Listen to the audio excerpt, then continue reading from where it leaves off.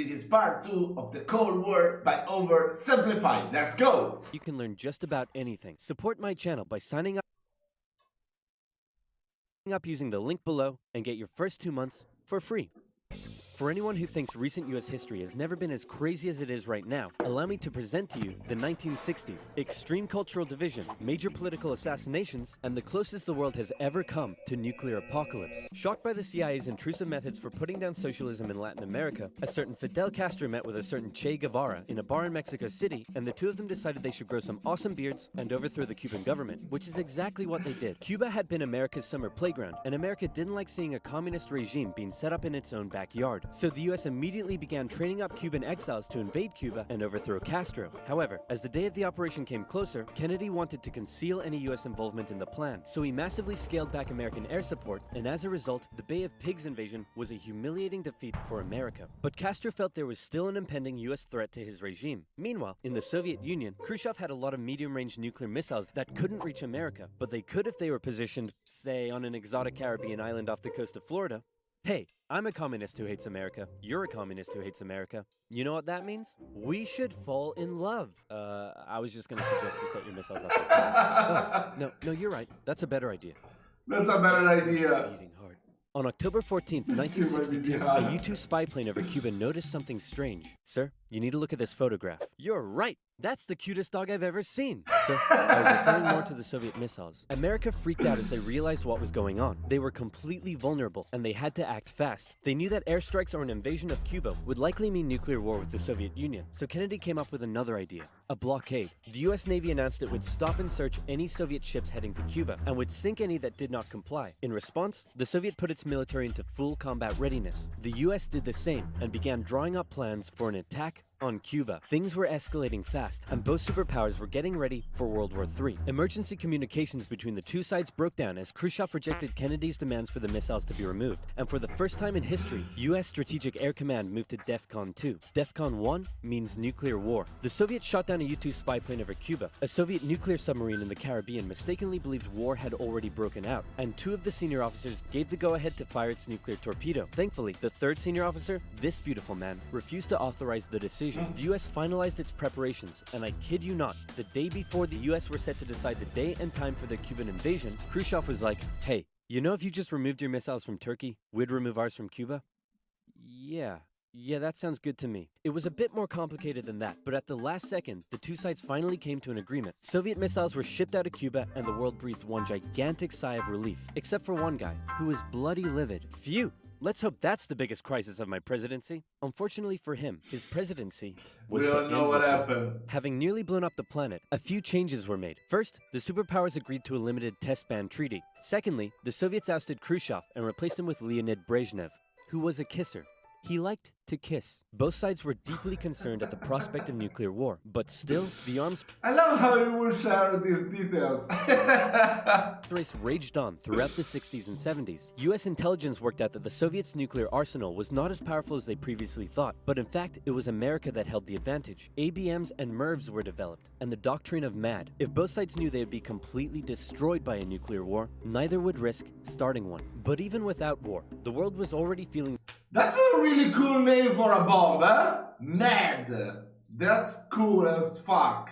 And scary at the same time, yeah. It's mad, let's the say. effects of nuclear weapons. In 1966, above the pleasant town of Palomares in Spain, a US bomber collided with a tanker mid-air, and 4 hydrogen bombs fell and landed Is that near the one in town. Gibraltar? It hasn't exploded, so I'm sure everything's fine. Whoa, boy.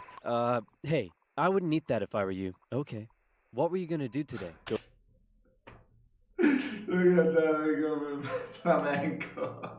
The flamenco Go dance. for a swim? Yeah, I wouldn't. Are you breathing right now?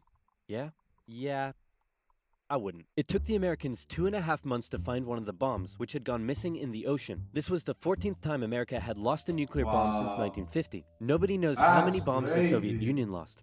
So sleep well tonight. After Kennedy's assassination, Vice President Lyndon B. Johnson took over, and he inherited a developing crisis in the East, Vietnam. Back in the 50s, the Vietnamese had kicked their French colonizers out once and for all, and the country was divided into two. In the north, a communist regime, and in the south, an anti-communist regime. Both were led by very sweet-looking old men, but don't let that deceive you. They were both ruthless dictators, and both dreamed of reuniting. I've been to the house of Ho Chi Minh in Vietnam. It was pretty cool. I mean, he was a great man. Vietnam under their own regime. So the North established the National Liberation Front, also known as the Viet Cong, to carry out a campaign of guerrilla warfare in the South with Soviet support. The US sent advisors to help train the South Vietnamese to deal with the threat, but President Diem's brutal policies pushed more and more South Vietnamese to support the Viet Cong. And over the next decade, the situation escalated to a breaking point. America feared the domino effect. That is, if South Vietnam fell to communism, would Cambodia be next? Then Laos? Thailand? Burma? India? LBJ had to make a choice between losing South Vietnam or sending in the troops, and so in they went. From 1965, America found itself in a war unlike anything it had ever fought before. Let's play Spot the Viet Cong Soldier. What the fuck? Did you see him? Of course not. That's because millions of young American men were drafted and sent to fight a ruthless enemy who used the thick jungle as its shield. It was nearly impossible to tell where the enemy. And I remember the craziest thing when I was in Vietnam that I would see, there was many paintings of, photographs, you can say also painting, I would guess, of women and children holding guns, like all of them fought. You know, it was not like just the soldiers, even civilians, even the child, even women. That was actually insane, you know, to think like that, to defend your land, everyone. You know, it was like only the freaky house dog didn't fight. That was insane. He was, or worse, who it was. And as a result, the civilian population got caught up in the brutal crossfire. The city of Saigon found itself under regular attack, and America launched a bombing campaign in the north during Operation Rolling Thunder. The Viet Cong used the Ho Chi Minh Trail running through Laos and Cambodia to supply the campaign. It was a long and brutal war, and I could never do it justice in this video. But in terms of the Cold War, Vietnam was probably the biggest of many, many global conflicts that signaled a turning point. Under the threat of nuclear war, the two superpowers began working to make their relationship more constructive, and as a result, their ideological battle shifted away from the potential of direct conflict and more towards attempting to influence smaller proxy wars around the world. In the Middle East, the Soviet Union provided aid against Israel during the Six-Day War, and then again when the US backed Israel during the Yom Kippur War. In Africa, the Angolan Civil War saw US-supported South Africans fighting Soviet-supported Cubans. In the conflict between Somalia and Ethiopia, the superpowers interestingly switched sides as regimes changed, and the US continued fighting the spread of communism in its own backyard, funding the famous Contra groups to fight the socialist junta in Nicaragua. These proxy wars were fierce enough to begin with, but superpower intervention amplified the destruction and created alarming levels of human. Yes, I don't know that much about the Cold War. God damn, look at that. That is insane. Wow. Damn. If any of you is an expert on this thing, please let me know. I don't even know how I'm talking. Let me know in the comments which book would you recommend me to learn more about it, because I love to learn more about it. Suffering throughout the Third World. And in Vietnam, that human suffering was all being broadcast back home via good old television. Going into the late 60s, America was a changing nation. This became this. This became this. And this. Many people protest about this. that. The new slogan that was taking root. Make love, not war. The majority of Americans did not approve of Johnson's handling of the Vietnam War, and in 1968, a silent majority elected law and order candidate Richard Nixon. As the Vietnam War appeared to be increasingly unwinnable, and public opinion turning increasingly sour, Nixon made the decision to begin bringing the troops home, and ended U.S. involvement in Vietnam by 1973. 2 years later, the South fell. The Cold War was now taking its toll on both superpowers. In Russia, a huge percentage of the budget was still going to the military. People were still hungry, and they just didn't have access to the same lifestyle and goods as the West. And what did they have to show for it? They weren't even winning the space race. Wait, what? Same lifestyle and goods. Are you trying to peel potatoes with the shoes? We have vegetable peelers. As the West. And what did they have to show for it? They weren't even winning the space race anymore. Both sides needed to reduce spending in order to rescue their economies, and so both welcomed with open arms an easing of hostilities, otherwise known as détente. To improve relations, Nixon became the first US president to visit Moscow in 1972, and Brezhnev returned the gesture a year later. A number of treaties were signed, including the 1972 SALT Agreement that limited nuclear weapons. Relations with China were even improving via ping-pong diplomacy when the US table tennis team... Yes. I've read about it. It's when the Americans went to China to attend the ping-pong competition. Of course, they were humiliated because they just said like normal people, I would guess, right? And the Chinese, they just put on the front line, to play ping pong like the world champions. That was actually crazy. It's such a cool story. He went on a tour of the People's Republic. However, internally, China was still pushing anti-capitalist propaganda, which led to some mixed messages. We love American visited China in 1970. Yes, actually, also, if I don't remember wrongly, there was the wife of Mao that put on a song saying that a Chinese song sang by an opera singer about Taiwan, something about Taiwan. They will reconcile with China, something like that. When the Americans said that they don't approve or anything about Taiwan, Taiwan to be free. Yeah, I don't know if that was still the same time, but yeah, I remember that story. 72, and it was a barrel of laughs. Today, the president walks among priceless treasures from China's golden age. Among them, a pair of ear stoppers used by the emperor to keep from hearing criticism. Into his ears, so that he couldn't hear the criticism. Give me a pair to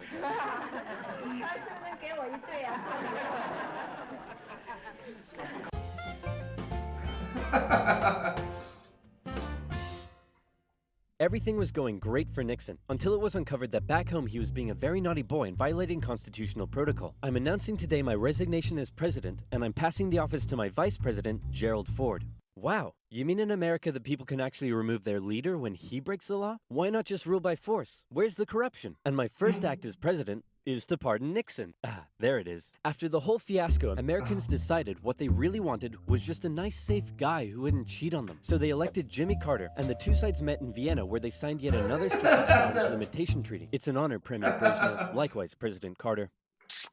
Please don't do that. But that's not to say there was no longer any tension between the two sides, because there was. Heaps of it. Once again, the Soviet Union put down further attempts at reform and rebellion in the Eastern Bloc. The Euro missile crisis saw new and improved classes of intermediate-range missiles being deployed in Europe. In 1979, the Soviets thought it would be a good idea if they had their own Vietnam and invaded Afghanistan to prevent a US-sponsored Islamic insurgency. And in response to these various crises, Olympic Games were boycotted. Conservatives were concerned that US policy had become too soft, and in 1980, they decided they wanted a president who would be tough on communism, so they elected Ronald Reagan. And Reagan came in guns blazing. Concerned at the Soviet Union's human rights violations, he made a speech calling them an evil empire. And he also wanted to renew the arms race using technological advances in computing and lasers. He came up with the Space Defense Initiative, also known as Star Wars, which was basically a big defensive anti-nuke shield around the country. But a lot of people thought it was a pretty dumb idea. It's super expensive! I love that, I love the Pokemon thing. It's super expensive instead of super effective. In rhetoric, as the USA getting ready for war. And they were feeling especially threatened as their relationship with their communist ally China had broken down. Relations took a big hit in 1983 when the Soviets shot down a Korean airliner that had strayed into their airspace, and it looked like the world was going right back to mid-20th century Cold War tension. But then Brezhnev got really old and died, and was replaced by this guy who was really old and died, and was replaced by this guy who was really old and died, and he was replaced by Mikhail Gorbachev. Coming into office in 1985, he was the real game changer. His philosophy differed a lot from previous Soviet leaders. He felt that the reason the Soviet system and economy was struggling was that it didn't allow the Soviet people to find satisfaction in their work, because they weren't allowed to speak freely and lived in fear. Gorbachev wanted the Soviet people to be happy, but unlike previous Soviet leaders, he actually made the change happen. Within the first couple of years, he began the political movement for more openness and transparency, and the restructuring of the Soviet political and economic systems. And change very quickly took effect. People could criticize the government, they could enjoy Western pop culture, the media interviewed Margaret Thatcher, but most importantly, the Soviet people could now enjoy Pizza Hut. All hail to Gorbachev. He also knew that the arms race needed to end in order to rescue the Soviet economy, and a positive relationship with the West must be established. Constructive dialogue reopened and resulted in the INF Treaty, which saw all intermediate-range missiles eliminated, which was huge. Reagan's tone towards the Soviet Union began to soften, and things were looking up. But what would these reforms mean for the Eastern Bloc? For decades, the Soviets had been brutally suppressing any attempt at change. Now, would they be allowed? And that was the exact question on Hungary's lips when the Prime Minister visited Moscow. Gorbachev's response: he didn't necessarily agree with the reforms, but he wouldn't stop them either. He was prepared to let the Eastern Bloc choose its own future. This was massive, and the Hungarian leaders began planning free, multi-party elections. Poland followed suit and also held elections in June. The anti-Soviet party Solidarity won 99 out of 100 seats in the Senate. But not just that. In Hungary, the barbed wire border between East and West was removed. The Iron Curtain was unraveling. But not all Eastern Bloc leaders were happy. Notably, East Germany was still ruled by a hardline Stalinist, Erich Honecker, and many East Germans were still eager to get out. They had been trapped by the Berlin Wall, but now they were doing the math. If they could travel to Hungary, and Hungary's border with the West was loosening, could they now make it to the West? That summer, East Germans decided Hungary was the latest top holiday destination. They traveled there in droves, and using various methods, tens of thousands crossed the border into Austria and the West. Honecker was furious, and blocked travel to Hungary, but that civil liberties train had started rolling, and it wasn't stopping. Thousands more flocked to the West German embassy in Prague, where they stormed the fence around the embassy gardens, and a temporary refugee camp was set up. In September, deals were struck to allow the refugees to travel west via train. Back in East Germany, the people were running on a civil liberties high, and they wanted their next hit. Dissent was growing. Over time, demonstrations turned to mass protest, with plainclothes secret police officers doing their best to put down the dissent, but it had grown well out of their control. And worse, the biggest demonstration was yet to come. We're gonna put all of this down by force, right guys? Guys? Unfortunately, everyone had realized what he had not. This was bigger than them, and the entire East German Politburo voted him out of power. On November 4th, over 500,000 East Germans took to the streets of East Berlin. For many, there was still one big target left in their sights: that damn wall. The pressure on the East German government was too great, and on November 9th, they made a bit of a chaotic announcement that the travel ban between East and West was being lifted. The change wasn't meant to take effect until the next day, and crossing guards still had orders to shoot on sight any who tried to cross. But that night, huge crowds gathered at the crossing points, and the guards were overwhelmed. In an astronomically historic moment, after decades of family separation and travel restriction, the people were allowed to pass through. East and West Berliners couldn't believe it and celebrated together throughout the night. Some even climbed the wall and began to topple it. The Iron Curtain had fallen, and a year later, Germany would be reunited. Elections in Bulgaria, a peaceful revolution in Czechoslovakia, and a violent one in Romania brought to an end communist authority in the Eastern Bloc. America decided it would be best if it just stayed away and let the change happen, as the anti-communist movement continued all the way back to Moscow. Gorbachev had given the people the freedom to demonstrate. Now, they demonstrated for an end to the communist single-party rule, and Gorbachev had to give in. For the first time in history, elections were held in which candidates not officially endorsed by the party were allowed to run. Ambitious rival of Gorbachev, Boris Yeltsin, led a growing democratic movement. Now things here get quite confusing, and the dissolution of the Soviet Union is a complicated topic, so believe me, this is oversimplified, but it went a little bit like this. The Soviet Union was made up of a number of smaller Soviet republics, the largest of which was Russia. Yeltsin got himself elected the president of Russia, and began a struggle for sovereignty against Gorbachev and the greater Soviet Union. Communist hardliners were horrified at what Gorbachev was allowing, so they briefly kidnapped him and tried to set up their own emergency government. But Yeltsin and his supporters all gathered around the White House in Moscow and were like, no, we have a tank. So the hardliners had to concede and released Gorbachev. Wow, thanks Boris. That was a close one. No problem. And thanks to you for all the great freedom you've given us. Anytime, pal. And just to inform you, I've used that freedom you've given us to go behind your back and make a deal with Ukraine and Belarus to dissolve the Soviet Union and set up the Russian Federation. In other words, you're no longer in charge. I am. Dude. So uncool. And so decades of tension and the everlasting threat of nuclear war finally came to an end as democratic governments were established in many of the old Soviet republics, and the world got along together forever after. Right, guys? Hey, this modern art thing is growing on me. Where can I learn to do that? Skillshare. Skillshare is an online learning community with classes in design, technology, business, and more. No more, my friend. The first 5 absolutely free. Description box below. Yes, that was really beautiful. I really enjoyed watching this video. Of course, this is oversimplified, so many things aren't discussed in these videos. So please, I'm begging you, let me know which book or videos you know, if there's a video that covers it much more into detail, I want to watch it. Or if there's a good book to learn more about the Cold War, I don't care how many pages there are to read, I would definitely read it. So let me know down in the comment section. I hope you've enjoyed these 2 reactions to the Cold War, and I wish you a lovely day. See ya!